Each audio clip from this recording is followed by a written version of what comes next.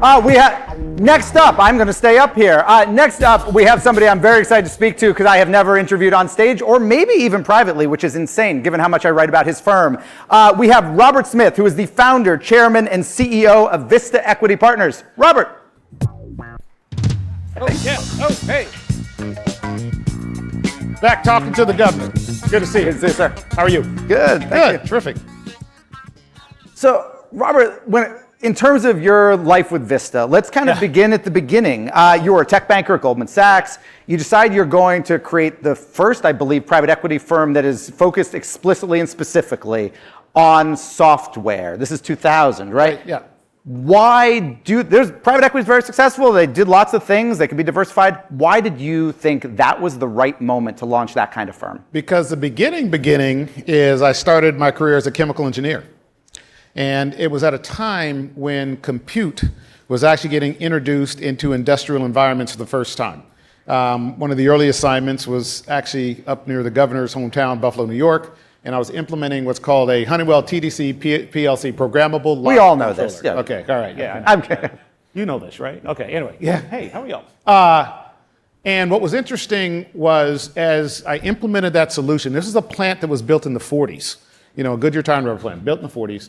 And at the time, the way plants were controlled, where you had operators, individuals who sat there, and I called them, fat-fingered guys, because they usually had fat fingers. But what they would do was they would episodically observe an event that was occurring in the process, and then they'd episodically intervene. They make some change to temperature, rate, flow, catalyst, whatever. And so processes kind of operated like this. When they decided to look at it, let's make a change, and you had that sort of a dynamic. Well, when you introduced a computer, you could observe that process 60 times a second, okay? Yeah. And then you could intervene at whatever rate was appropriate for that process technology. So you went from a control environment that looked like this to a control environment that looked like that. And everything for the mathematicians, everything under the curve is waste, right? So when you implemented those solutions in industrial facilities, at that time, we got 26% increase in productivity in a plant that was built in the 40s. So if you think about it, as Moore's law kicked in, we were able to build more compute, deliver that compute at that time on premise into industrial environments, and then we put it into they call it the office worker environment. That same sort of productivity dynamic occurred. Well, what was interesting, I got called, I was here in Goldman Sachs in the Mergers and Acquisitions Department here in New York. They asked me to go start our tech group out in San Francisco, so I go out there, and I noticed that every one of the software companies, all of them were on-prem at the time, by the way, were operating differently. They'd have a different go-to-market motion, a different talent motion, a different product development motion, and as a chemical engineer, the thing you don't like is things that operate differently when they could operate the same. So the whole idea and concept behind Vista is how do you bring a set of repeatable processes to an industry that should lend itself to efficiency. So let me ask about that. So because Vista talks a bunch about its playbook, and they're not the only private equity. You're not the only private equity firm who does this. But we were the first. You were the first. Fair. Okay. I appreciate that there's obviously some customization per portfolio company, and that there's some trade secret here. But top level, can you talk to me a little bit about kind of what some of the first principles of that playbook are? One of the most important aspects is talent and people. So remember, about 70%, 70% of our costs are people. And one of the scarcest commodities that we had for a long time was developers, right? Up until Gen AI, which we'll probably talk about here, right? Okay. I think so. Up until Gen AI, there was probably a dearth of about 5 million programmers globally in the enterprise software world, not just consumer, but enterprise. And so there was a constant search for talent. And one of the early things that we put in place was our talent management system, which included the following, just to give an example: aptitude test, personality profile. There are certain people, by the way that their brain works and they analyze, are really good programmers. And so, well, how do you detect that? Well, we did an experiment in essence, and you say, okay, let's get our best programmers and test them, and what do their results look like, aptitude, personality. And then as you bring people in your funnel, you just compare them and say, oh, guess what? This is a person who should be in development. This is a person who says they're a developer. They should actually be in sales based on that. So to give you an example, last year, 2023, we had 2.3 million people apply for jobs across the Vista ecosystem. We tested 489,000 of those people to find 60,000 that were hireable to hire 15,000. That happens every day and across 180 countries in the world. So that is an example of one of the best practices. We've got about 110 of them at this point that we drive into our portfolio companies. If I'm an employee at a company that Vista buys, should I be scared for my job? No, you should take the test. Well, you said some people go into sales, some people go into programming, some people go out the door. Because you might find out that you're not in the right seat. And that's one of the most important things. Because you will find people in a job because they knew someone, they got them into that job, but they're actually not suited for that. You know, we have classic examples where this is an interesting one. There was a woman who came in, she said, I really want to be in sales. And she took the aptitude test, said, you know what, you're actually going to be better in training. Would you like to try training? Turns out 3 years later, she goes and trains. Turns out later, she ends up being head of not only the training department, but starts teaching training for a number of our portfolio companies. That's just one example. So, each of us has different skills, proclivities, ideas. And what we try to do is find the right person for the right job. So when we go into a company, we test everyone. And when we do that, we say, you know what? You may actually be better suited in this position. Have you ever taken the test? Of course I took it. Are you suited to be CEO of Vista? Is that the job? I am perfectly suited. Perfectly suited. Was there, when you think back kind of to the 2000s, was there a deal that you did that something your brain said, yeah, this is working? Because obviously it takes a little bit of time. Yeah, there's a few. I look at one of the, if you're saying early deal, because I think you want relative, or maybe it was late deal. Maybe it took a while. One's like SunQuest. So we bought a company, SunQuest, and they were they provide solutions for testing in lab systems, right? So if you go to a hospital, they take blood and samples and take parts of your body out, and they ship them off to someplace, and then someplace comes back with some analysis that people have to, you as a patient would like some consistency in how that operation actually works. And that was a business that when we bought it, it was negative EBITDA and, kind of sluggish growth because they actually hadn't optimized the way that they organized that business. So we implemented a series of these best practices. I think we returned a little over 5 times money on that deal, about a 40-something% IRR. But that's when we saw it at scale. That was one of the biggest companies that we had done it to at the time and implemented. We had a great CEO and brought a great CEO in that business and CFO that could implement this playbook. And so the beautiful thing about it is the way we're organized, it evolves. Technology evolves. And early days, everything was on-prem. Then we had to go to this thing called, private cloud, then public cloud. We converted more companies from from on-prem to public cloud than any institution, I think, on the planet. We built out a system for doing that. Well, why? Because it became much more efficient to deliver software in a cloud environment. It was lower cost for us, higher productivity, and then you could actually increase the frequency of product development and product release. And so those are the sorts of dynamics that now lead to an infrastructure where we can take Gen AI and now drive that across the critical components of enterprise software. Actually, you bring up Gen AI, so let me ask an AI question. Gen AI, what's that? Exactly. Okay. So you said at a conference recently that you thought that enterprise software would be one of the last groups or sectors to benefit from AI. Why do you say that? Because it seems to me like it's one of the first. Yeah, so like all things, they misquoted what I said. Okay, it wasn't the last.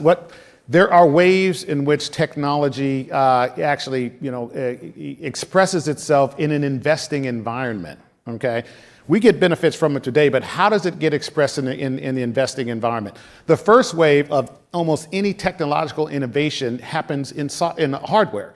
Okay, and so you're seeing that, NVIDIA, right? And you're going to see those groups, and then AMDs and others will actually people say, oh man, I need that scarce resource being 7 nanometer GPU, H100s, H200s, whatever it might be.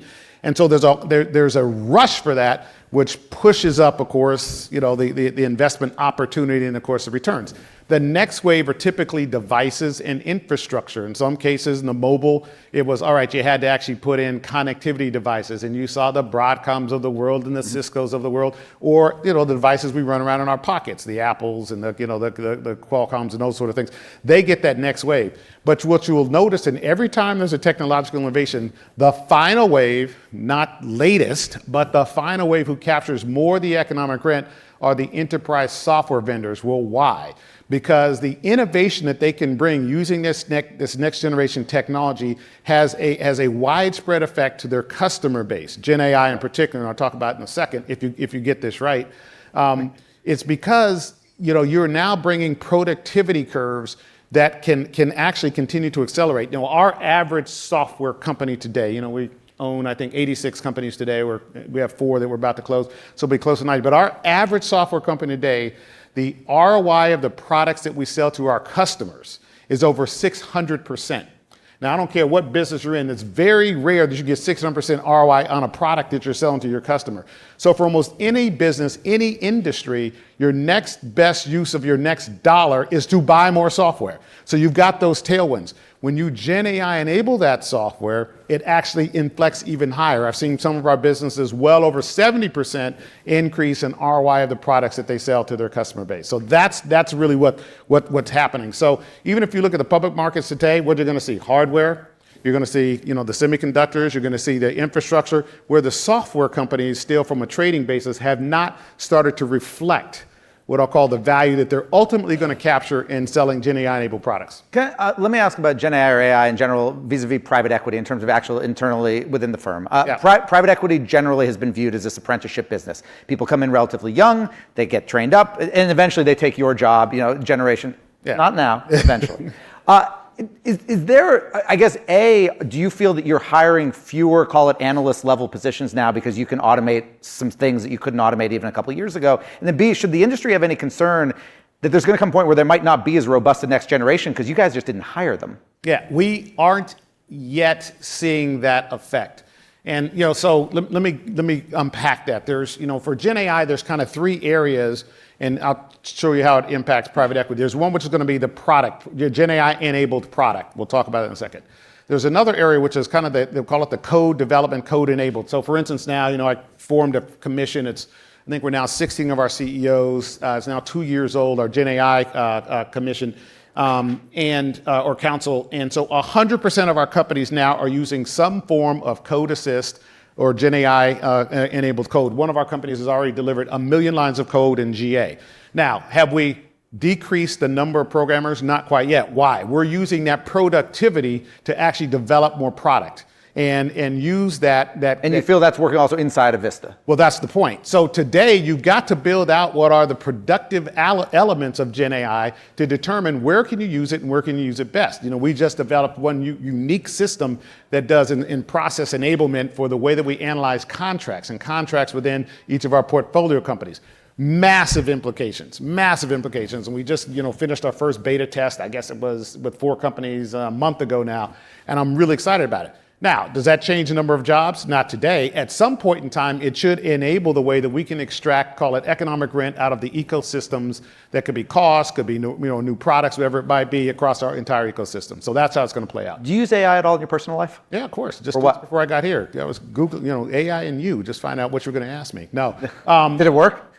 It did, actually. No, I mean, there are multiple ways that I currently use it. For instance, if I'm about to walk in a meeting and you had a CEO of his consensus. All right, okay, what has consensus been doing over the last 5 announcements, that sort of a thing, and it will produce. Well, what is the implication of that announcement? Now, there's got some variance around it, but sure. You use it all the time.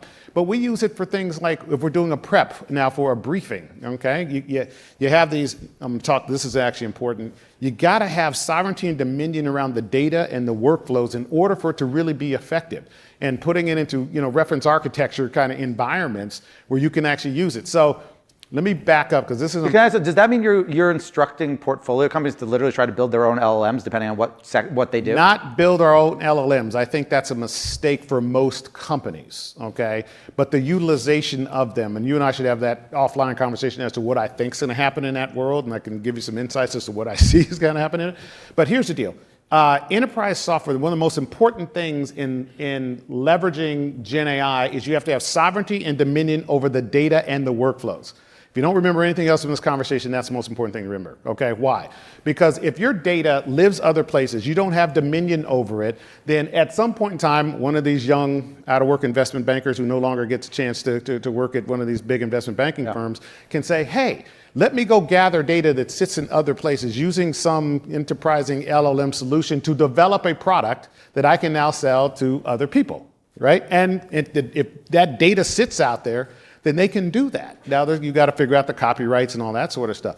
But if you actually have control over that data, the sovereignty of it and dominion over it, you're the only ones who can use Gen AI tools to develop the next set of products or solutions that you can uniquely sell to your customers or to an industry that is actually highly beneficial. That's the key to that dynamic. I'm curious, in terms of the firm, we talk about kind of tech growth, and in firm growth, you guys kind of supercharged the firm in 2018 in terms of the amount of money you were raising for funds. Yeah. You went from a couple $2 billion to double digits, and now we're, I think, 20, your latest fund.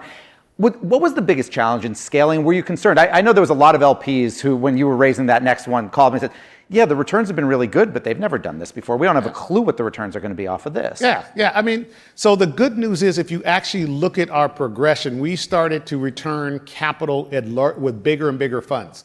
It's interesting when you look, there's a lot of folks who are great returns, but they're small deals. We have great returns on big deals, okay? Scaling an infrastructure is challenging.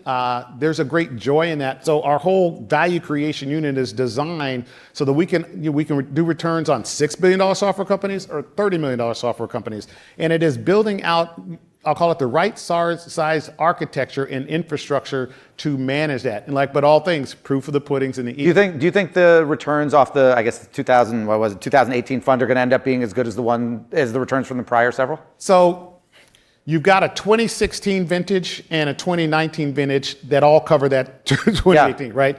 So the good news about us is if you look at our 2016, I don't think Are you arguing basically ZERP kind of is going to play with some of this?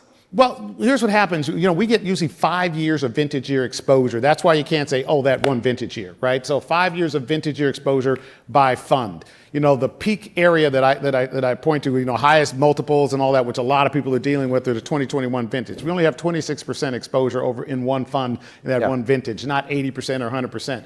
So it all depends. Our 2016 fund has been spectacular. Okay, what happened in 2016? There was a little bit of I'll call it a mini tech wreck reset. We did 4 take privates in that period of time. Okay, guess what? That is the highest DPI returning $10 billion fund in the history of private equity. Great.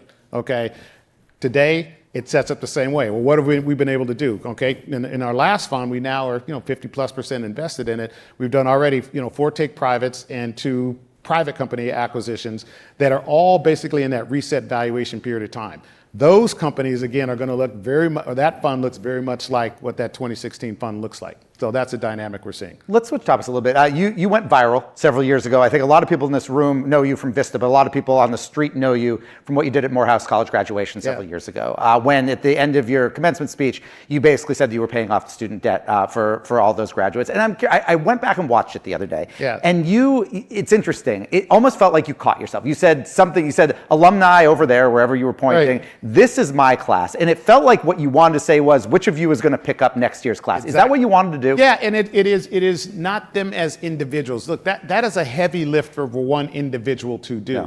But a collective, a community can do that. And so that was the intention behind those words. How does a community, and I say all the time for our community, we are enough. We are enough to solve our own community's problems, but you have to work collectively. I grew up in a segregated neighborhood, all African Americans. We had, one Japanese family that lived a couple blocks away. But I noticed, 4th generation of being in Colorado, our community took care of each other. If you needed to learn how to play the piano, Mrs. Buckner taught you how to play the piano. If you were, an interested group in science, there's a guy, Mr. Denny, who came, he taught 8 of us how to build rockets and shoot rockets. 6 of those people, including myself, ultimately became STEM students or engineers or a doctor, So it is that, the community looking and saying, how do we now enable ourselves to be productive? Now we've got to think about ourselves in the context of what's the American community. And of course, what's the community of humans on this planet? So I think about it through that lens. How do you enable people to participate? I call it bring their best selves to the work that they do to enable the community to elevate and uplift. We've talked presidential election a little bit today. Not asking who you're voting for, which candidate is better for your business? It's a mix. You don't know. So on the one hand, you'll say, okay, typically the GOP has actually provided, in some respects, uplift the business community. But, from what I can see, you may have tariffs that come as a result of the policies that I've read so far. Again, these policies update seem like every moment that might create retaliatory, type dynamics for companies that provide, supply to our largest businesses and organizations. So from that perspective, what is the equilibrium? Is that a ploy to actually get people to the table to get the right sort of trade deals? Maybe. On the other side, you may say, okay, guess what? If you're increasing corporate taxes, does that create a problem with making U.S. companies more competitive in how they can actually sell their goods? And does that slow down the economy? So I don't know, to be frank with you. You know, there's dynamics in and around how, you know, FTC has been operating in terms of what deals can get done. That absolutely put a damper on the merger part of our business. Not necessarily all the investing, but, you know, you can see that certain strategic buyers that I know for particular... Would you prefer Lena Khan not be renominated by whoever's next president? I'm not going to comment on that because I don't know her. But all I can say... You don't know her. You know what she's done. I don't know her, but I know what she's done. There has been a dampening from the large strategics that I know because of, you know, certain departments, and that being one of them that had some effect. There's been a lot of speculation about you in two different ways. One is that you at some point want to run for public office. Do you? Who came up with that? Your friend, literally some of your friends and colleagues. You know, but it never came from me. No, so I'm asking you, do you Right. someday want to run for public office? No, I have never stated an interest in that or an intention to do that at all. Also, there was talk that you wanted to buy the Denver Broncos. You would have had to go up against Walmart money. Do you want to buy a professional sports team? I have never said that I wanted to buy a professional sports team. Did you want to buy the Broncos? No. Why? You grew up in Denver. You have the money. Why didn't you want to buy the Broncos? You know, okay, let me ask you, you know how many football games? I go to the Super Bowl because I take a bunch of my... Well, you don't own a team. If you hang on. you have good seats. How many, hang on a second. How many games do you think I watch a year? What's your guess? You're going to tell me... Including the Super Bowl. You're going to tell me the Super Bowl. You're going to tell me one. A half. That's how interested I am in it. Fair enough. Fair enough. Robert, thank you so much for joining us. Thank you, Dan. Always good to see you. All the best.